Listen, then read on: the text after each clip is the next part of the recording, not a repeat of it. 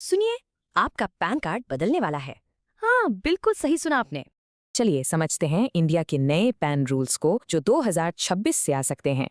सवाल ये है, आपके कैश, प्रॉपर्टी और इंश्योरेंस का क्या होगा? आइए देखते हैं। बदलाव ये है, सरकार अब हर ट्रांजैक्शन नहीं, साल भर की एक्टिविटी पर नजर रखेगी। मामला साफ है। छोटे मोटे ट्रांजैक्शन के लिए बार बार पैन दिखाने का झंझट अब खत्म।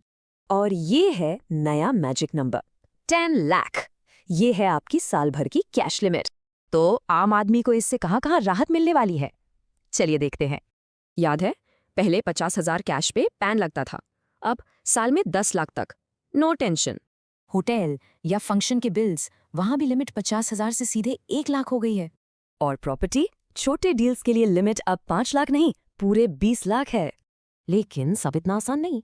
इंश्योरेंस में एक कैच, क्योंकि अब सरकार इंश्योरेंस को एक खर्चा नहीं, एक लॉन्ग टर्म इन्वेस्टमेंट मानती है।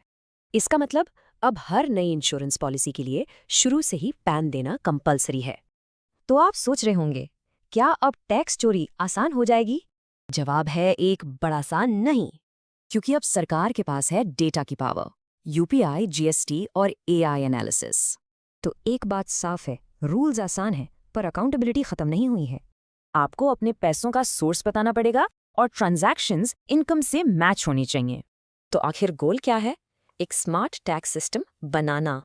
प्लान सिंपल है, ईमानदार लोगों के लिए आसानी और चोरों के लिए डेटा की निगरानी। तो आप ही बताइए, ये नए रूल्स सुविधा है या एक नए तरह की निगरानी? ऐसे ही अच्छे वीडियोस देखने के लिए LLB स्टूडेंट अड्डा को फॉलो करें एंड सब्सक्राइब करें।